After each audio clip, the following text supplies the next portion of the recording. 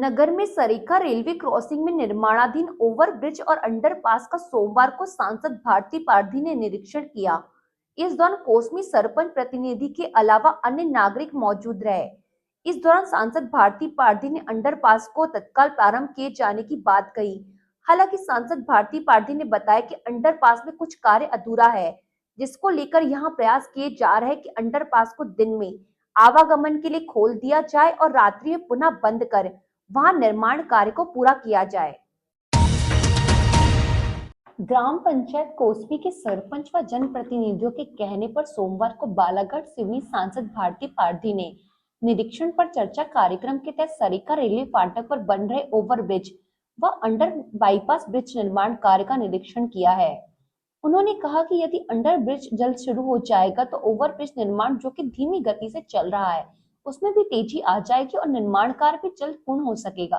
निरीक्षण के दौरान अंडरपास ब्रिज निर्माण के जिम्मेदारों द्वारा बताया गया कि अंडर ब्रिज पूर्ण रूप से बनकर तैयार हो गया है, लेकिन पेंटिंग व शेड निर्माण का कार्य बाकी है। इसके पूर्ण होने पर रेलवे विभाग को इसकी जानकारी दी जाएगी। इसके बाद वहां से हरी झंडी मिलने पर इसका शुभारंभ विधिवत तरीके से कर इसे शुरू किया जाएगा। जिस पर सांसद ने कहा कि जब ब्रिज का कार्य पूर्ण हो ही चुका है और पेंटिंग का कार्य दिन के समय व शेड लगाने का काम रात के समय किया जा सकता है, तो ऐसे में ब्रिज को मार्ग एक तरफ से खोल दिया जाए, जिससे कि आवागमन सुचारू हो सके और जनता को राहत मिल सके। इस दौरान उन्होंने संबंधितों से कहा कि आप अपना कार्य जल्द पूर्ण करें। मैं डीआरएम से इस संबंध में बातचीत कर कोई हल निकालने का प्रयास करूंगी। जिस तरीके से हमारे यहाँ ओवरब्रिज का निर्माण हो रहा है और तेजी से काम चल रहा है, बहुत दिन से प्रतीक्षित था हमारा अंडरपास का काम चल रहा था और वो पूर्णता की ओर है और उसके शुरू नहीं होने के कारण यातायात में परेशानियों का सामना भी करना पड़ रहा है नागरिकों को। उसी का निरीक्षण करने हम आए थे, क्योंकि ना ही रेलवे वाले यहाँ से, ना ही पीडब्ल्यूडी वाले, ना कोई भी आम व्यक्ति उसका शुभारंभ नहीं कर सकते। रेलवे का काम को इतने आसानी से शुरू करने का अधिकार यहाँ के स्थानीय लोगों को नहीं होता है। डीआरएम से बात करके डीआरएम भी अप्रूवल भेज के ऊपर ही परमिशन लेता है। तो मेरी सुबह भी डीआरएम साहब से बात हुई थी, क्योंकि कुछ परेशानी इसलिए भी हुई कि 2-4 दिन के पहले ही अभी डीआरएम चेंज हुए हैं। पहले हमारे पास एक महिला डीआरएम थी, अभी गुप्ता जी आए हुए हैं। 2-3 दिन उनको समझने में लगा। फिर आज भी मेरी 2-3 बार उनसे बात हुई तो उनका ये था कि 15 दिन का समय वो मांग रहे थे। लेकिन इसीलिए मुझे था कि अंडरब्रिज का निरीक्षण करके मैं देखूं कि क्या स्थिति क्या है। तो जो मैंने वहाँ जाकर देखा कि प्राय जो काम है वो हो चुका है।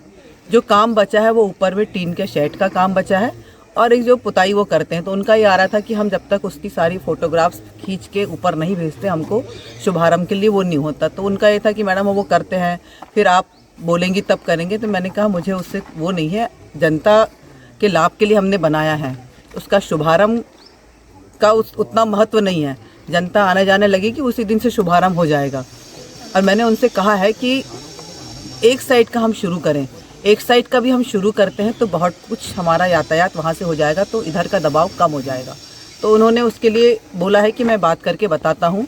एक सुझाव हमने ये भी दिया कि दिन भर हम उसको शुरू रखें और रात को थोड़ा रोक के फिर जो शेड वाला काम है, टीन का काम है, क्योंकि ये सही है कि शेड का काम यदि अगर होता है तो आवक जावक यदि चलती रहेगी तो काम करने में उनको परेशानी है। कभी कोई नया हादसा हो जाएगा तो एक गलत मैसेज जाएगा और ठीक नहीं है। तो उसमें एक बात हम कर सकते हैं कि रात के समय काम को, उस रोड को, उसको बंद करके रात में वो काम करें और दिन के समय तो डेंटिंग पेंटिंग का काम हो जाएगा। दूसरा कुछ सुझाव हमारे सरपंच के माध्यम से था कि जो रोड प्रस्तावित रोडें हैं 4 लेन की, उसके मार्ग को परिवर्तित करने का, और वो परिवर्तित क्यों करी जाए, उसमें किसानों को क्या लाभ है, आम जनता को क्या लाभ है, ऐसी बहुत सी चर्चाएं थी। तो उसी संदर्भ में निरीक्षण बहुत दिन से हमको करना था, उसी इसमें आए थे। और आज ये वाला जो रोड है, ये बंदरझरिया वाला जो मार्ग है, निश्चित तौर पर इस मार्ग को यदि अगर हम किसी मद से इस रोड को हम बनाते हैं तो इस एरिया की जो जनता है, इस एरिया के जो लोग हैं, इनको चाहे वो गायखुरी तरफ जाएं, चाहे इधर वो गोंदिया रोड पर जाएं, तो बहुत आवागमन के लिए सुलभता होगी, क्योंकि बहुत ही खस्ता हाल रोड है। और ये रोड यदि अगर हम बना के उनको देते हैं तो हम उनके आने जाने में सुविधा होगी। बता दें कि भटेरा रेलवे फाटक पर भी ओवरब्रिज निर्माण का कार्य किया जाना, जिसके लिए गोंगले से लेकर देवटोला तक नहर के मार्ग को वैकल्पिक बाईपास बनाने को लेकर प्रक्रिया अपनाई जा रही है, जिसके लिए एक अन्य स्थान से बाईपास का रास्ता दिखाने के लिए कोसमी के सरपंच प्रतिनिधि गगन नकपुरी व अन्य जनप्रतिनिधि व ग्रामीण सांसदों को उक्त स्थान पर ले जाया गया और बताया कि यदि इस स्थान से बाईपास मार्ग निकाला जाए तो न सिर्फ करीब 1 किलोमीटर की दूरी कम हो जाएगी बल्कि किसानों को काफी राहत मिलेगी। इस पर सांसद ने उन्हें इस संबंध प्रस्ताव तैयार करने व रूपरेखा बनाने के लिए कहा है। इसके साथ ही उन्होंने वर्तमान समय में गायखुरी से होकर कोसमी नवेगांव रोड तक पहुंचने वाले जर्जर मार्ग का भी निरीक्षण किया है। इसके साथ ही उन्होंने ग्राम पंचायत कोसमी बालाजी नगर का भी निरीक्षण कर वहां के ग्रामीणों की समस्या से रूबरू हुई है और उनकी समस्याओं का जल्द समाधान निकाले जाने के प्रयास किए जाने का उन्होंने आश्वासन दिया है।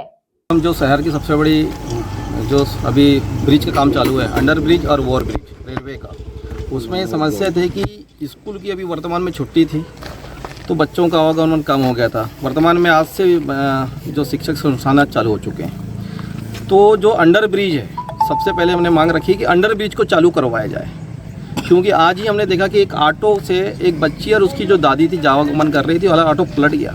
मात्र 5 से 6 इंच का अंतर था जिसमें कि उनको दोनों दबते बचे। वो सुबह की घटना थी। उसके बाद ओवर ब्रिज का जो काम है, किन कारणों से यह लंबित हो रहा है देखा जाए तो ये सबसे बड़ा अंडर ब्रिज अगर चालू हो गया तो हमारा जो ओवर ब्रिज का जो है उड़ान पुल जो बोलते हैं, वो उड़ान पुल जो है आसानी से उसको काम करने का मौका मिलेगा कॉन्ट्रैक्टर को। कॉन्ट्रैक्टर भी बहुत परेशान था, इसलिए हमारे सांसद महोदय से हमने मांग किया कि जल्द से जल्द जो है जो अंडर ब्रिज चालू करवाया जाए, जिससे आवागमन में समस्या कम हो। और दूसरी हमारी समस्या थी कि अभी कोसमी से देवटोला जो मार्ग है, बाईपास जो बन रहा है, लगभग जिसकी लागत है 6 करोड़ रुपए की लागत से जो बाईपास मार्ग बनना है, इसमें एक अलाइनमेंट के विषय में भी हमने आज उनसे निवेदन किया कि अलाइनमेंट अगर चेंज करते हैं लगभग 200 किसानों को उसमें फ़ायदा होगा और स्टेट हो जाएगा। हमने ऐसी मांग करी है, उसमें किसान भी सहमत दे रहे हैं। निजी वर्तमान में जो बंद नहर है उससे जा रहा है, लेकिन एक और मार्ग है शॉर्टकट जो लगभग 1 किलोमीटर की दूरी कम हो सकती है, तो वह मार्ग हमने आज उन्हें दिखाने लेके गया था। सबसे पहले गोंदिया रोड विज्जू कोठारी के सामने से स्टार्ट हो रही बाईपास और वो जा रही है बगदरा मार्ग बंद नहर, वहाँ से सीधे देवटोला निकल जाएगी। और ये बहुत सुविधाजनक, आम जनता के लिए बहुत ही सुविधाजनक मार्ग जो तैयार हो रहा है। इसलिए मैं सांसद महोदय को और माननीय हमारे नरेंद्र मोदी जी को धन्यवाद देना चाहूँगा कि उन्होंने बहुत अच्छा एक मार्ग यहाँ तय किया है। तीसरा हमारा विषय था कि बहुत काफ़ी साल से, लगभग 20 से 25 वर्षों से हमारे जो ग्राम पंचायत कोसमी के जनता निवास कर रही है, यह टैगोर मोंटेसरी स्कूल से जो बैंद नहर पड़ी है हमारी, ये निकल जा रही है गोंगले मंडी मार्ग। अगर इस मार्ग को बना दिया जाए तो मेरे ख्याल से गोंगले मंडी मार्ग जाने का और शहर से जुड़ने का एक बहुत अच्छा मार्ग जो है यह हमें यहाँ मिलेगा। और आम जनता जो परेशान हो रही 20-25 वर्षों से, जानकी विहार हो गई, और ये आप देख रहे हैं कितना मार्ग यहाँ पर अच्छा मार्ग है, ये तैयार मिल जाता है तो आसानी जरूर।